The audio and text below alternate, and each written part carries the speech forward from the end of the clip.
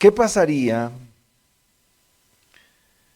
si usted está en un tiempo de crisis, en un momento difícil, de escasez, y usted clama a Dios, y Dios, en respuesta a ese clamor, le envía aves, carroñeras, y le dejan la comida en la terraza de su casa? La pregunta es, ¿usted se va a comer eso que venía en el pico de esta ave carroñera? ¿Se comería eso que que viene un chulo volando y deja caer el pedazo de carne? Ya sabe qué carne es la que viene ahí. Pero usted clamó a Dios para que le supliera, para que le asistiera. ¿Se comería ese pedazo de carne? ¿Se lo comería? ¿Por qué no? Pues bien, mis hermanos, la historia de hoy que vamos a estar meditando en ella nos habla de que un hombre de Dios fue sustentado de esa manera. Y quiero invitarle que por favor abra su Biblia en el primer libro de los Reyes, en el capítulo 17, y vamos a estar estudiando esta sencilla porción de las Sagradas Escrituras. Primer libro de los Reyes, capítulo 17, y recuerde que su respuesta fue que no se comería el pedacito de carne, y tan cara que está, bueno. Bien, leamos la Escritura, mis amados hermanos. Primer libro de los Reyes, capítulo 17, versículos del 1 al 7. Es muy corta la historia. Entonces Elías Tisbita, que era de los moradores de Galaad, dijo a Acab: vive Jehová Dios de Israel, en cuya presencia estoy, que no habrá lluvia ni rocío en estos años, sino por mi palabra. Y vino a él palabra de Jehová diciendo: apártate de aquí y vuélvete al oriente y escóndete en el arroyo de Querid, que está al frente del Jordán. Beberás del arroyo, y yo he mandado a los cuervos que te den allí de comer. Y él fue e hizo conforme a la palabra de Jehová. Pues se fue y vivió junto al arroyo de Querid, que está frente al Jordán. Y los cuervos le traían pan y carne por la mañana, pan y carne por la tarde, y bebía del arroyo. Pasados algunos días se secó el arroyo, porque no había llovido sobre la tierra. Amén. Queridos hermanos, la historia que nos narra el escritor sagrado en el libro de los Reyes tiene que ver con un gran profeta del Señor. Fue sustentado por aves. El libro de los Reyes nos registra una monarquía paralela. Esta monarquía se da porque el tercero de los reyes de Israel, Salomón, se desvió terriblemente. No guardó el pacto, no guardó los estatutos, no guardó las ordenanzas que el Señor le había prescrito en su ley. A causa de su desvío, a causa de su extravío, a causa de la inclinación de su corazón, el reino es partido. Entonces van a quedar 10 tribus al norte, 2 tribus al sur. El primer rey o el primer monarca al norte fue Jeroboam, un superintendente que Salomón mismo había nombrado. Ahora al sur va a quedar la dinastía davídica, y de esta manera entonces los reyes del norte entran en puja con los reyes del sur. Pero el punto de nuestra historia se va a centrar en que cuando se levanta este hombre llamado Elías, Israel al norte se encuentra en una situación sórdida. Este rey que se menciona en el pasaje se llama Acab, y él se casa con una mujer llamada Jezabel. Eso significa que en el norte se introduce el culto a Baal, la adoración al dios Baal. Y este dios Baal pues va a representarse como el dios de la fertilidad, el dios de los cultivos, el dios de la lluvia, el dios que controlaba la tierra. Y como consecuencia de la idolatría, como consecuencia de la apostasía, pues va a darse o a emerger una infidelidad grande a Dios. En medio del reinado de Acab, un reinado difícil, surge este profeta, Elías. Su nombre significa Jehová es Dios. Pudiéramos decir que en medio de esta situación, en medio de este tiempo tan decadente espiritualmente, entonces Dios ha provisto la solución a través de este hombre. Algo así como si en la iglesia entonces comenzaran a darse situaciones extrañas. Los hermanos comienzan a apartarse de la oración. Las escrituras ya no son centralidad en el culto comunal. Hay carencia de las escrituras. Y de repente llega un hombre a la congregación y todos pueden decir, esta es la solución. Pudiéramos decir entonces que Elías probablemente en esta porción es la solución, pero no es así. Si ustedes miran el pasaje con mucho detenimiento, Elías necesita un trato y va a ser un trato hasta que es arrebatado en fuego. El mismo trato que nosotros necesitaremos hasta el último suspiro de nuestra vida. Mis hermanos, Elías necesitaba ir a Querid. ¿Qué significa Querid? Querid significa humillación. Querid significa trato. Querid significa un lugar provisto por Dios para que sus siervos estén allí todo el tiempo. Si ustedes miran la expresión de Elías, vive Jehová en cuya presencia estoy, que no habrá lluvia ni rocío en estos años por mi palabra. ¿Quién le dijo a Elías que es por la palabra de él? ¿Quién le dijo a Elías que es por las disposiciones de él?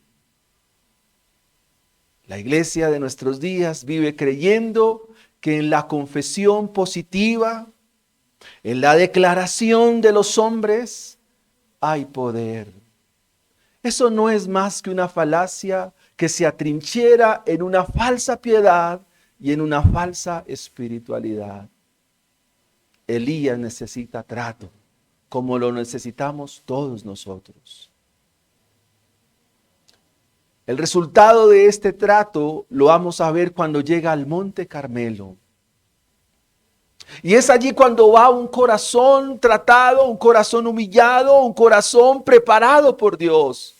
El corazón de un siervo que en el capítulo 18 va a decir, respóndeme Jehová, respóndeme, para que este pueblo te conozca, que tú eres el Dios verdadero y que eres tú quien envuelve el corazón del pueblo. Este pueblo se encuentra claudicando entre dos pensamientos. No sabían quién era Dios. Y el resultado es su infidelidad.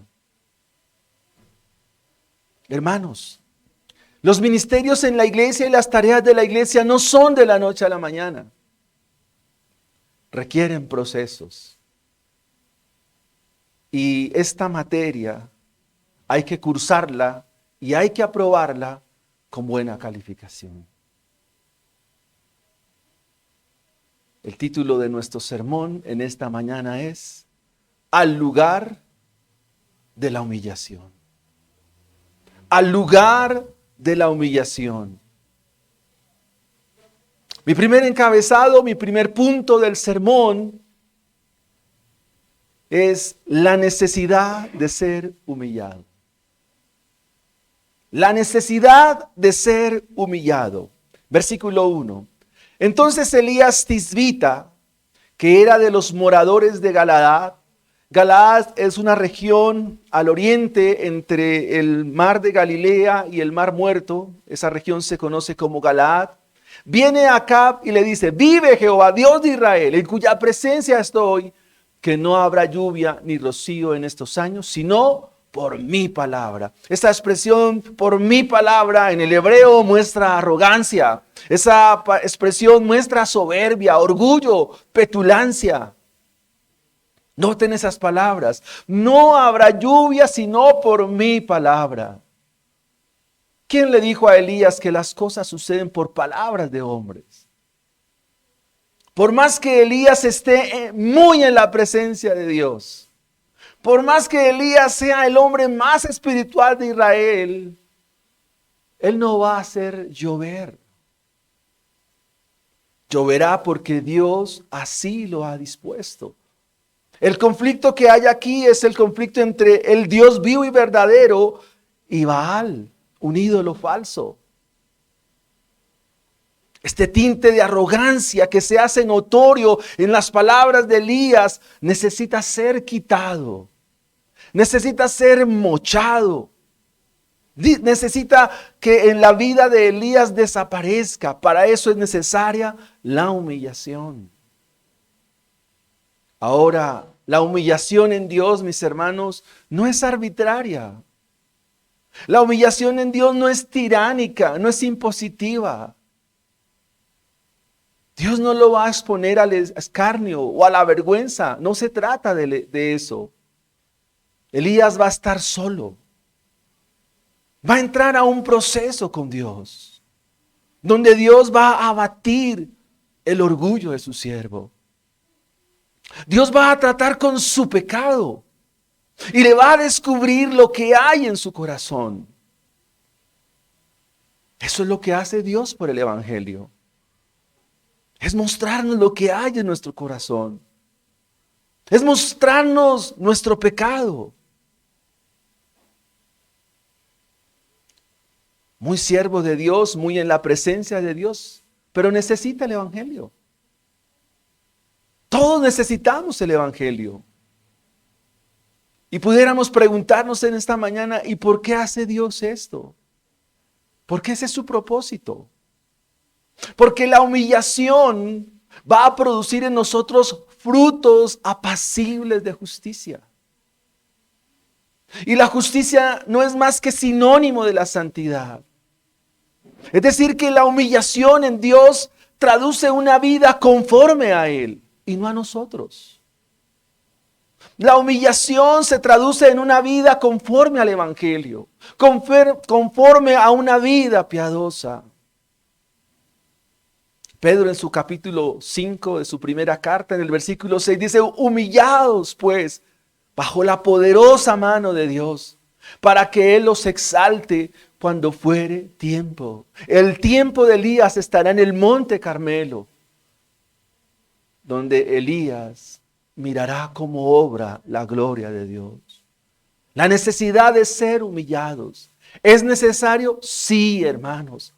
Es necesario que Dios nos mantenga con este polo a tierra todo el tiempo. Como el apóstol Pablo, es necesario que haya un aguijón en la carne para que no nos exaltemos y entendamos que la gloria no es nuestra, que la gloria es de Cristo. Necesitamos ser humillados porque es de esta manera que Dios nos mantiene en la perspectiva correcta de sus planes y sus propósitos. Es necesario ser humillados porque de esta manera como Dios nos sostiene en humildad y en sencillez de corazón como su Hijo Jesucristo. Se requiere ser humillados. Vino palabra a Elías diciendo: ve al arroyo de Querid. Ve al arroyo de Querid. La necesidad de ser humillados. Eso nos lleva a nuestro segundo punto. El lugar para ser humillado.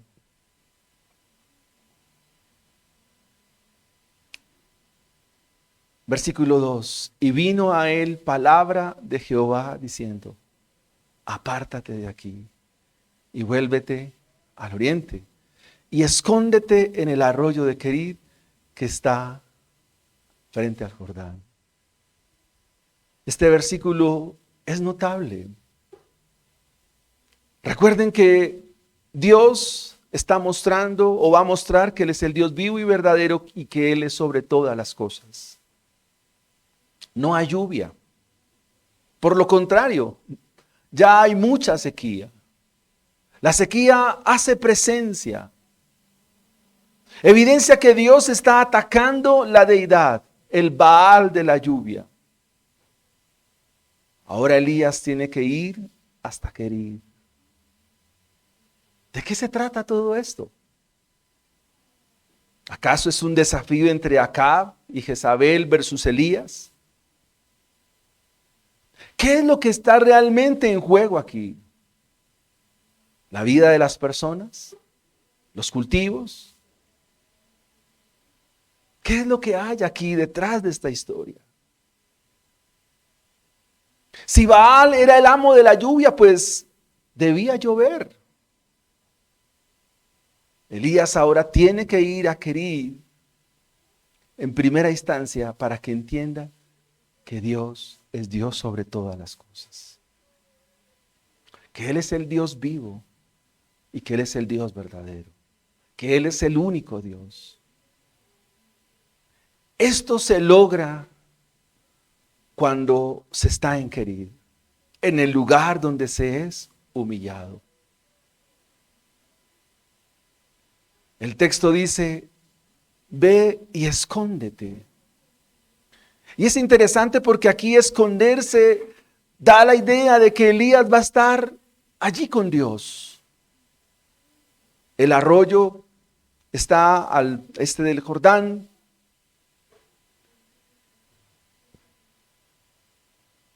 Y estando allí en Querid, que es como una roca cortada por el río, es como una garganta. Y es allí donde Elías entonces se esconde para que en primera instancia, versículo 4, pueda beber del arroyo. Y pudiéramos decir: ese es un arroyo cristalino, un arroyo potable, hasta para zambullirse allí, pero no.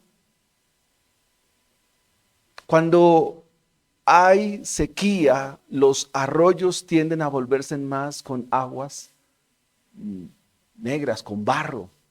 ¿Quién se va a querer tomar un agua mezclada con barro? El Jordán era un río también de esas mismas características. Y Elías tiene que beber. Beberás del arroyo. Para un profeta de esta naturaleza, eso es como pedirle que haga algo en contra de su voluntad.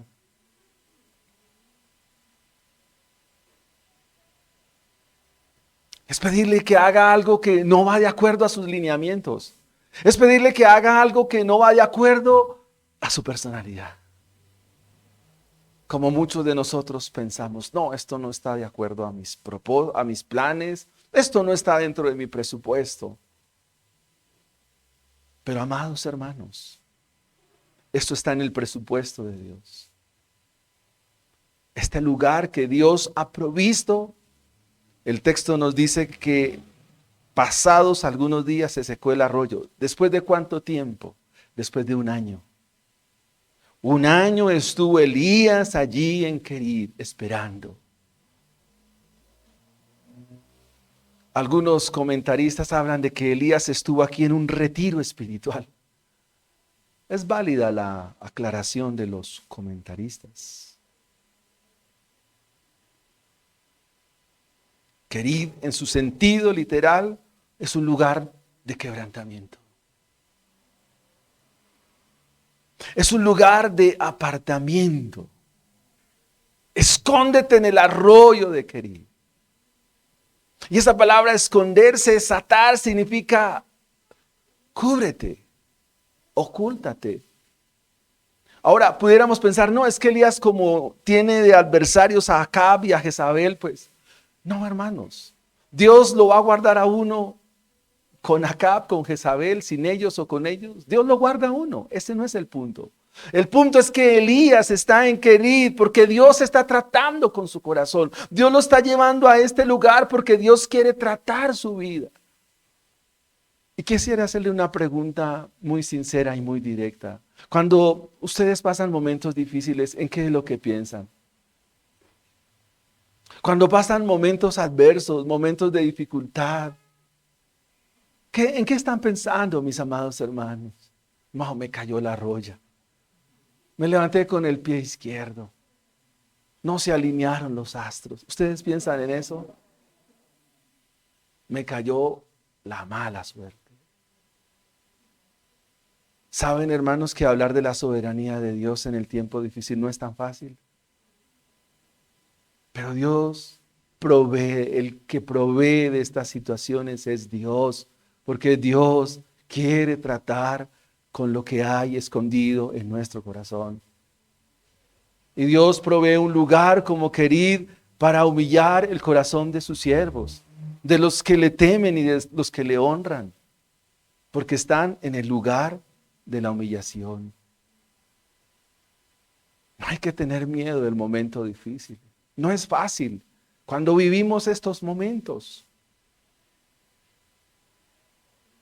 Hermanos, cuando pasamos por estos momentos no es fácil confiar, es muy difícil. Porque no podemos ver respuestas inmediatas de Dios. Pero lo que sí les puedo asegurar es que mientras están pasando estos momentos, Dios está obrando, aunque pareciera que no. Es necesario pasar por acá. Es necesario pasar por Querid. Solo cuando se está en un lugar como Querid, en un lugar de quebrantamiento y humillación, es cuando aprendemos que solamente nos podemos refugiar en Dios. Querid es un lugar de preparación, pero también Querid es un lugar de búsqueda de Dios, porque no hay otra esperanza. No hay a dónde más ir, como dijo Pedro. ¿A quién iremos, Señor? Solo tú tienes palabras de vida eterna. Este lugar Dios lo provee para que estemos con Él. Y este lugar Dios lo provee para que nuestra vida sea santificada. A.W. Tozer escribe algo con respecto a este pasaje y dice: es dudoso que Dios pueda bendecir grandemente a un hombre si antes no lo ha llevado a Querid. Para que Dios bendiga nuestra vida es necesario este proceso. Hay que pasarlo, hay que atravesarlo. No nos lo podemos franquear, brincar. Hay que pasar por Querid. Hay que ir al lugar de la humillación. Y después de este lugar de pasar, entonces veremos su gloria. No sé si ya están viendo el Evangelio. Hay que pasar por la humillación para que luego se pueda ver la gloria de Dios. Y eso nos lleva a nuestro tercer encabezado. Sustento en medio de la humillación. Hemos visto la necesidad de ser humillados. Hemos visto el lugar de la humillación. Y ahora, en tercer lugar, vamos a ver el sustento en medio de la humillación. Versículo 5. Y él fue e hizo conforme a la palabra de Jehová. Pues se fue y vivió junto al arroyo de Querid, que está al frente del Jordán. Y los cuervos le traían pan y carne por la mañana, pan y carne por la tarde, y bebía del arroyo. Elías, hasta aquí no sabemos mucho de él, pero resulta en la historia. Se sabe que Elías debe beber del arroyo y ahora viene al escenario unas aves. Extraño. Pero recuerden que esta es la historia de Dios y que de acuerdo a las leyes del libro de Levítico, allí se nos describen qué animales son puros y qué animales son impuros. Levítico 11:15, se nos dice que estas aves son carroñeras. Estas aves se alimentan de cadáveres, de animales descompuestos, en descomposición. Y dice el libro de Levítico, todo cuerpo, según su especie, es abominable. Y este es un conflicto para Elías. ¿Cómo Dios va a usar animales inmundos para sostenerme? ¿Cómo Dios va a usar animales que lo que comen para venir a traerme en carne por la mañana y carne por la tarde? Eso no estaba en el presupuesto ni de Elías ni de nadie. Que Dios use cosas que de acuerdo a su palabra como que se salen de las reglas. Amados hermanos, definitivamente este Dios es un Dios muy distinto al que ustedes y yo estamos acostumbrados a pensar. Esto nos puede rayar la cabeza como seguramente se rayó la cabeza de Elías. Este es un Dios asombroso que usa lo inexplicable, lo que se sale de toda lógica, pero cumple sus propósitos. Lo que se nos muestra es que Él tiene algo para Elías. Y es que su palabra en la vida de este profeta sea guardada. A Dios lo que le interesa es que su palabra permanezca. Y que su palabra sea lo único en lo cual podamos confiar. Por eso se sale de las reglas. Dios usa unos cuervos, unas aves carroñeras, pero que todos los días traen por la mañana y por la tarde carne y pan. Ahora, si ustedes preguntan qué carne, pues era desechos de animales. Eso era lo que comía Elías.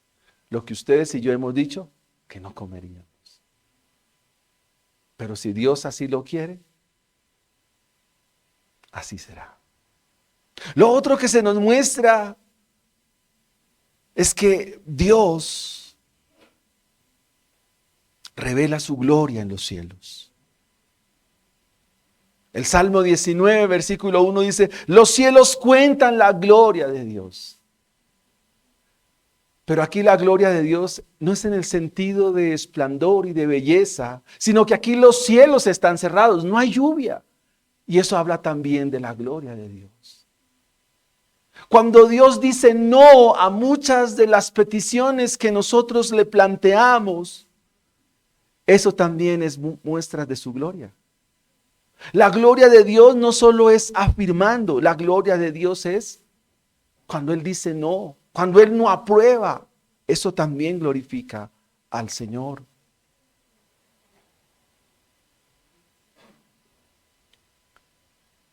Algunos pudieran pensar que la centralidad del pasaje es cómo Dios guarda a sus siervos, pero esa no es la idea del texto. ¿Cómo Dios cuida a los suyos? No, ese no es el interés del texto y tampoco es el interés de Dios. Aquí el interés es cómo Dios se reserva a una persona para que su palabra, para que sus propósitos, para que sus planes sigan adelante y se lleven a cabo. No hay nada más terrible cuando la palabra de Dios escasea en medio de su pueblo. Es lo que se está viviendo. El norte de Israel con el reinado de Acab, hemos dicho, es un tiempo de mucha infidelidad. Y Dios requiere de un siervo que guarde su palabra, pero necesita ir a Querid. Hay necesidad de ser humillado, hay necesidad de llevarlo al lugar de la humillación, pero en medio de ese lugar de humillación, Dios lo está sustentando. Dios lo está guardando. Dios lo está cuidando. Para esto entonces Elías es llevado a Querid, un lugar de quebrantamiento, un lugar de humillación. Quisiera, hermanos, de manera muy serena, que miráramos el Evangelio en este pasaje. Quisiera que notes en la escritura, en el texto que tienes delante, el brillo del Evangelio. Y la pregunta para mirar el Evangelio es, ¿y dónde está Cristo en esta porción? No solo las profecías que lo anuncian, sino es ¿dónde está Cristo en esta historia? ¿Dónde está Él? Cuando Dios da su ley, su pacto, su alianza, sus preceptos, y su pueblo cumple, escúchese bien, cuando Dios da su ley, su palabra, sus ordenanzas, sus mandamientos, y su pueblo cumple, eso se traduce en bendición. Pero si su pueblo cae en idolatría, le da la espalda a Dios, a lo que Él ha ordenado, a lo que Él ha dispuesto, yendo tras dioses falsos y equívocos, vendrá juicio. Y Dios está dando juicio porque no hay lluvia. Si no hay lluvia, no hay cultivos. Si no hay cultivos, no hay comida.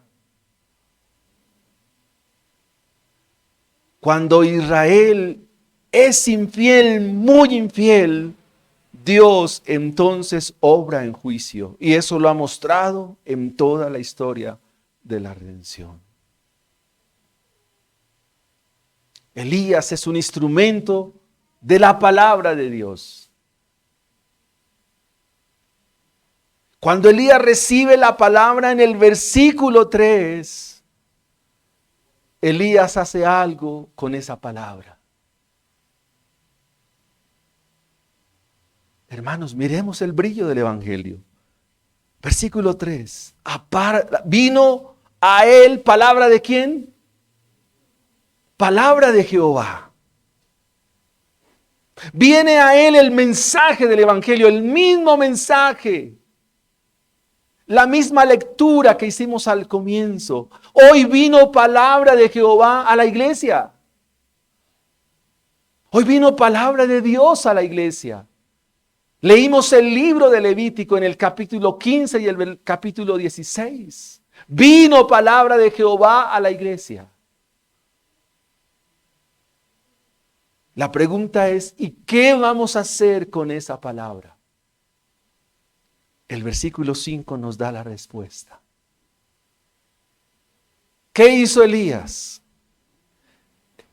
Él fue e hizo conforme a la palabra de Jehová. El contenido de esa palabra estaba en contra de lo que él concebía.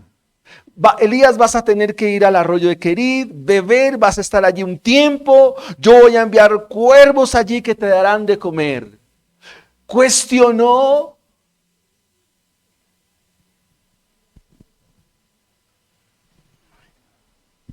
perdón, hermanos.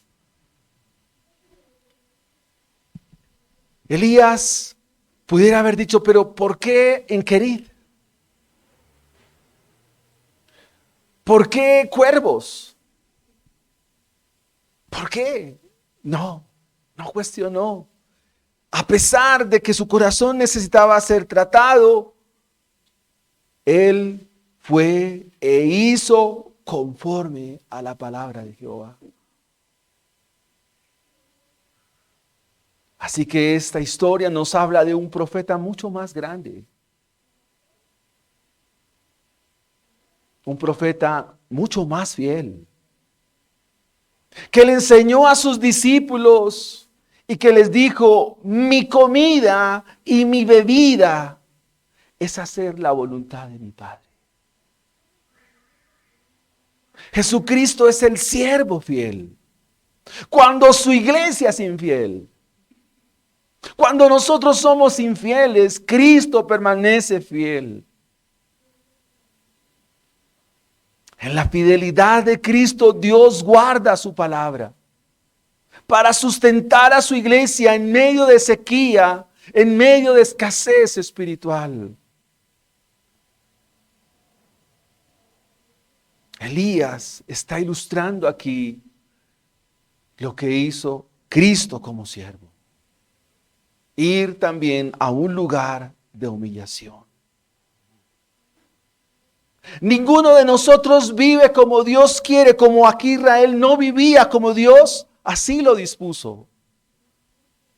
Ustedes y yo sabemos que no somos tan fieles como decimos ser. Pregunto, hermanos, ¿cómo está nuestra vida de oración? ¿Cómo está nuestra vida de estudio de las Escrituras? ¿Nos congregamos regularmente? ¿Estamos compartiendo el Evangelio? ¿Estamos acudiendo a los discipulados una y otra vez? Hermanos, si somos realistas y somos sinceros hoy delante del Señor, sabemos que no somos tan fieles. Pero hay alguien que fue fiel. A este siervo se le conoce como el siervo sufriente de Jehová. Fue llevado al lugar de la humillación, fue llevado al Calvario mismo para hacer la voluntad del Padre. ¿Y cuál era la voluntad del Padre? Llevarlo al oprobio, llevarlo a la humillación. Solo le sostendría cumplir y hacer la voluntad del que lo envió. El castigo, la humillación por infieles, como en el tiempo de Elías y como lo hay en nuestro tiempo. Hemos sido infieles y pecadores. El conflicto real en el fondo del pasaje es que en nosotros aún hay ídolos. Y lo que hace el Evangelio es atacarlos. Y la arrogancia es uno de esos ídolos. Y Dios, para tratarlos, nos llevará con su Hijo a la humillación. Por eso, todos los días de nuestra vida se requiere ir al Calvario mismo. Allí, en este lugar, seremos sustentados por la palabra de Dios. Y será allí donde nuestra vida evidenciará frutos apacibles de justicia. Si somos sinceros, en nosotros todavía hay dioses y acudimos a ellos. Dioses de los cuales se nos dicen que van a satisfacer nuestros antojos, nuestros apetitos. Pero eso no es más que ir una vez más a la infidelidad. Y esa infidelidad se va a traducir en que no habrá estudio de la palabra, no habrá oración, no habrá asistencia regular a la iglesia. Dejarás de discipularte y esto te hace muy infiel. Pero si vas a Cristo Jesús y vienes a Él en arrepentimiento y fe, entonces la palabra de Dios será guardada en ti, permanecerá en ti, y solo en ella y confiando en ella serás librado. Será por su palabra, mis hermanos, que serás sustentado cuando vengan tiempos de crisis y tiempos de dificultad. Dios obra de esta manera. Elías fue e hizo conforme a la palabra de Jehová. Cristo vino e hizo conforme a la palabra de su Padre. Este reino que aparece acá, el reino del norte, es un reino decadente. Fracaso tras fracaso. Los 19 reyes del norte se distinguían por un estribillo: hizo lo malo delante de Jehová. Pero hay un reino mejor. Es el reino de Cristo. El reino del siervo que hizo conforme a la palabra de Dios. Pregunto, hermanos, ¿ese reino está en tu corazón? ¿Ese reino está en tu vida? ¿Ese reino está en tu hogar, en tu familia, en tus hijos? ¿O al igual que en los días de Elías, hay escasez? Elías, después de estar en Querit, debe ir a una viuda en la ciudad de Sarepta. Luego Elías va a visitar a Acab.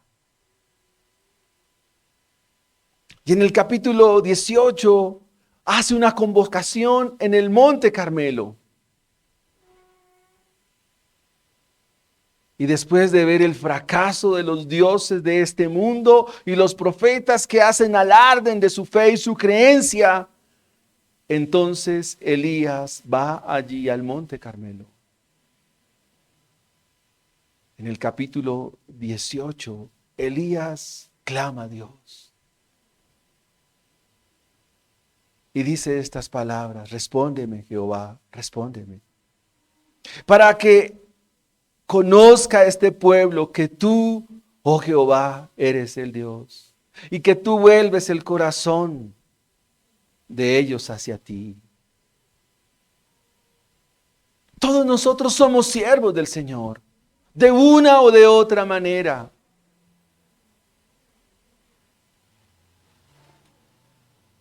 A veces nos decimos: ¿por qué mis hijos no oran? ¿Por qué mis hijos no son lo que yo quisiera que fueran en la vida cristiana? Aquí está la respuesta, hermanos. Vemos ahora a un hombre que tiene el entendimiento en Dios y que entiende y sabe que el único que puede volver el corazón de su familia, de sus hijos, de su esposo o esposa a Dios, es Dios mismo. Cuando va al monte Carmelo y está el buey sobre la leña y sobre el agua, dice la Escritura, entonces cayó fuego del cielo y consumió el holocausto, la leña, las piedras y el polvo, y aún lamió el agua que estaba en la zanja. Aquí encontramos una sombra del Calvario mismo. ¿Quiénes son los que están en infidelidad? ¿Quiénes son los que están en dificultad, en decadencia espiritual? El pueblo. Así que el fuego debía caer sobre este pueblo que claudicaba entre dos pensamientos. Pero no, el fuego cayó sobre el sacrificio. Y esto es mucho fuego, hermanos. Mucho fuego. El fuego aquí representa la justicia de Dios. El fuego aquí representa la ira de Dios. El fuego aquí representa la misericordia de Dios. El fuego aquí representa el amor de Dios. Aquí representa la gracia de Dios. Pero el fuego cayó sobre el sacrificio. El fuego cayó sobre la persona de Cristo Jesús en el Calvario. Allí Dios mostró su ira. Allí Dios mostró también su gracia. Allí Dios también mostró su amor. Y cuando el pueblo ve el sacrificio, dice el capítulo 18, versículo 39, viendo todo el pueblo, ¿qué hicieron? Se postraron y dijeron: Jehová es Dios. Eso es lo que significa Elías. Jehová es Dios. Jehová es el Dios. Jehová es nuestro Dios. Jehová es nuestro Dios. Hermanos, todos los días es necesario ir al Calvario. Todos los días. Porque es allí donde reconoceremos quién es Dios. Si no vas al Calvario, si no vas a la cruz de Cristo, dudo mucho que conozcas a Dios. Es allí, en este lugar, mis amados hermanos, donde Dios demostrará a su pueblo su gracia, su misericordia, su perdón, su favor. Pero aquí hay algo más, hermanos, que es horrendo, que es pavoroso. Y es que los profetas de Baal también vieron caer fuego del cielo. Pero por no creer, fueron ejecutados en el arroyo de Cisón.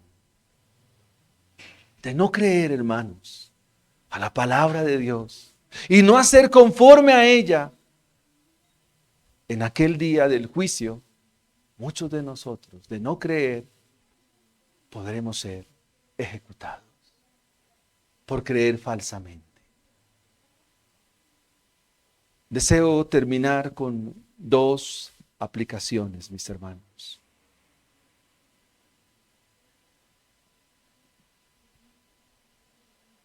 Hemos visto que el lugar de la humillación es querido, donde Dios humilló a su siervo.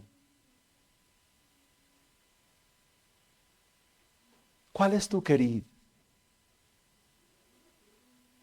Cuando vienes a la iglesia, ¿qué es lo que quieres escuchar realmente?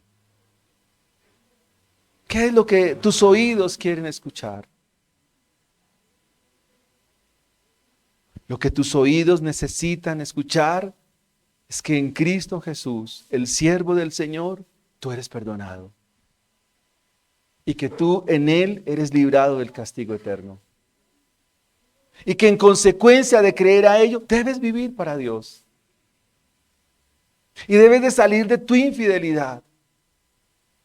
Debes salir de tu falsa creencia, de tu falsa piedad. Finalmente, hermanos,